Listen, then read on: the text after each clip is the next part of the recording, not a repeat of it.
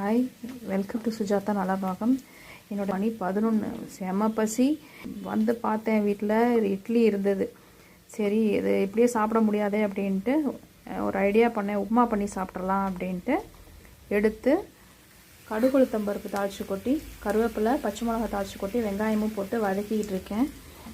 இதோட இட்லி 3 இட்லியை நல்லா உதுத்துட்டு இதையும் அதில் போட்டுட்டு வதக்கிட்டு உப்பு லைட்டாக தேவைப்பட்டால் உப்பு போட்டு மஞ்சப்பொடி போட்டு சாப்பிட வேண்டியது தான்.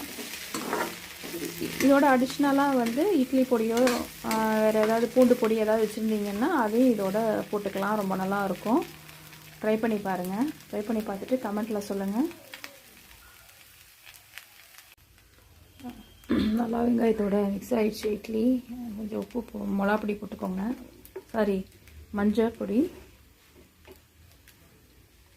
இட்லி மிளகாப்பொடி ஒரு 2 ஸ்பூன். இந்த மிளகாப்பொடியிலே உப்பு இருக்கும் இல்லையா, அதனால் லைட்டாகவே உப்பு போட்டுக்கலாம், ரொம்பலாம் வேண்டாம்.